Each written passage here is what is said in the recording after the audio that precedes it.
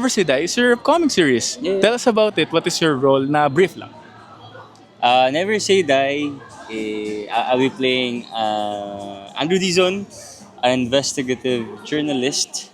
So, lumalaban tayo dito sa mga hindi magandang nangyayari sa lipunan. Yes, which is napapanahon. Yeah, through the camera. So, journalist ako dito, di ba? And he is a guy of courage. And siya yung guy na pinagalaban talaga kung ano yung tama kahit wala naman siyang makukuha in return. More action talaga dito. Maging sino ka man, super action. Pero ito, maraming action. Mas maraming actually maging sino ka man. Ah, yeah. Pero ito, talagang... I feel like this is parang thriller, exciting. Oh, okay. Halo-halo, may friends, may romantic side also. So, And stellar cast, diba? Ayun. Maraming tatanong, hopefully, a reunion naman with Barbie soon. Soon. Yeah, ako naman. Siyempre gusto ko naman siyang katrabaho talaga. Kinilig. Message yun na lang sa mga fans. And of course, mga barda na panoorin. Sa mga fans, sana supportahan niyo yung Never Say Die. Marami po kayong aral na mapupulot dito. And sana mag-enjoy kayo. And to, Fans. Ayun, to the fans, thank you so much for the support. Sana hindi kayo magsawa and don't forget to focus on yourselves also. Wag lang sa mga artista. Dahil at the end of the day, kayo lang ang meron kayo. Sarili nyo lang. Well, yung pagbibigay naman ng advice, hindi naman ako yung type na nagsasabi lang out of nowhere. Kasi iba naman yung mga pinagdaanan ng mga tao. Iba yung dreams, iba yung goals. Or like there's just one time we were in the plane, magkatabi kami, tapos sinanong niya ako about business. We wanted to put up business. So, nagbigay lang ako ng mga insights. But, I also learned a lot from Jillian. Diba? Kasi, as you know, masayahin talaga siyang tao. So, ako kasi medyo nasa serious side. Siyempre, marami tayong mga gustong gawin sa buhay natin. Kaya minsan we tend to be serious. Pero si Jillian, parang she puts happiness with her work, which is nice. So parang minsan nakakahawa yung, again, like smart person, na marami na siyang accomplishments, successful siya sa ginagawa niya, really humble. David, ano ba talaga yung pinaka-focus nito? Politics, tapos parang secondary lang yung between New York and Yeah, I think secondary yung role.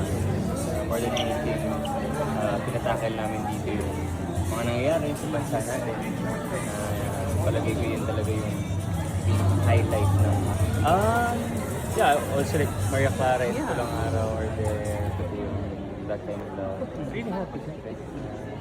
Alam naman natin na marami rin audience yung you see yourself there. Nakakatuwa. last question na lang from me. Kasi parang, I'm not sure if it's become a trend. Parang napansin ko yung mga artista, di ba, they would parang invest in doing a series. Meron ka rin bang, nakikita mo din ba yung sarili mo to produce a film or a TV series? Na-invite na ako mag-invest, mag-produce ng sarili ng film.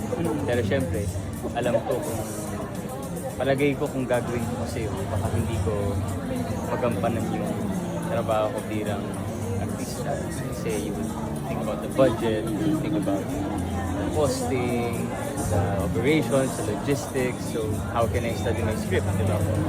Dalawa, i-juggle mo. So, siguro in the future, kung hindi ako yung actor, pwede. And, yeah, syempre, feeling ko maganda rin sa pakiramdam yung mga nagawa ka ng movie. Thank you, Dave. Kim, please join the cast. Siya po muli gaganap bilang Kyle dito sa Never Say Die. Pero handa na ba kayong lahat dahil sa February 2 na yan, Never Say Die sa GMA Prime. But now it's time for us for our Q&A. Magkwentuhan po muna tayo. This is a Q&A with a twist. Okay, so this is not your usual, one question from the press and then directed to a cast member. No, we'll put a twist on it at ganito po siya maglalaro. So we're calling this, to our cast, Never Say Die Moments. Okay, So I have here with me a set of real-life situations. Okay. So, pwedeng tungkol sa personal life yung sharing ninyo o yung mga pwedeng naging challenges nyo sa show. Challenges that you encountered in the show. Ikikwento nyo po, our cast and directors, kung paano sila nagpakita ng never say die moments during these situations. Okay? Got it, Jisoo? Got it? Okay. So, all your LSD moments or never say die moments depending on the situation that you pick. Pero para po itong fast talk, di man po kasi Tito Boy, itatry ko maging si Tito Boy. Kailangan po kayo makasagot ng 1 minute. Ideally, 1 minute. Ayan. Para po medyo snappy yung magiging pagkwento natin dito. Para rin makakuha ng opportunity lahat. So, ready na? Cast ready? Got it. Of course, siyempre kailangan yan. Siyempre ang buhay ng mano po natin. Lalapitan ko na, Miss Jillian Ward. Sorry. Ayan, bumulot ka na. At saka may heartbeat sound sa likod.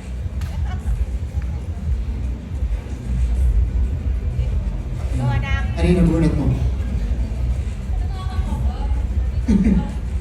Tsaka may heartbeat sounds kasi sa likod. The biggest emotional risk I took while portraying this character.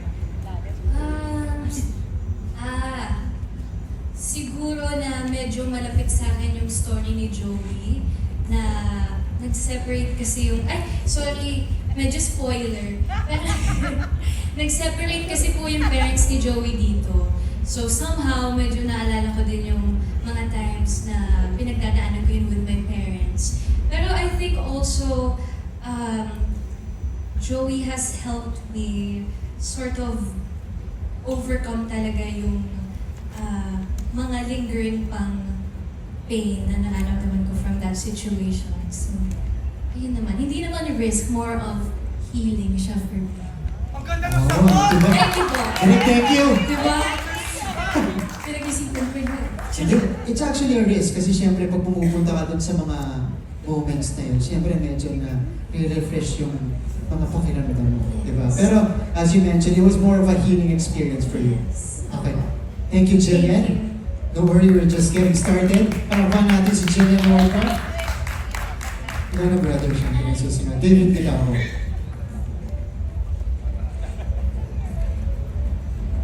Alimutan ko yung ligaw ko eh. Yan. Hindi, basahin mo muna. Okay, hardest thing he had to unlearn when doing the show.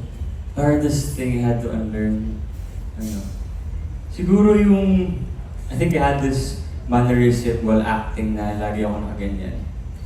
Tapos sinasabihan ako ni Miss Edlin na lagi nga daw ako nakaganon. Nakabuko yung bunganga. Kasi I feel like maybe in real life I'm like that, di ba? So I had to unlearn that.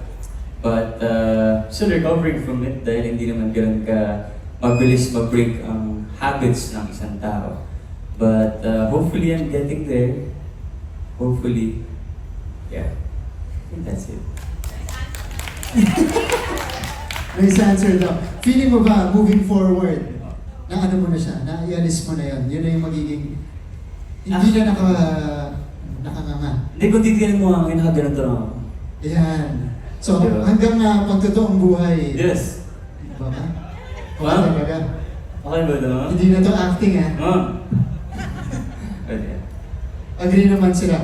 David, thank you. Okay. Salamat. Susunod naman. Ito na. Nakatil talaga si Mr. Richard Yap. Sir Richard. Raffle to. Yung di na nga lang masyadong premyo. Yung premyo niyo kailangan niyo sumagot. My question is, what a moment when walking away would have been easier, but I chose to stay. Woo! Okay, Sir Richard. You gotta go deep into the vault. Siguro, in terms of profession, but this was before I became an actor. I was working in a company pero na matagal na ako doon, but I wasn't very happy with what I was doing. But because of family and yung mga responsibilities, I chose to stay. So I stayed in that company for 22 years. That long. Before I figured out that it was time to go.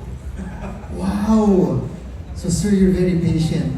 Yes. Grabe yun, grabe yung endurance mo dun sa situation na yun.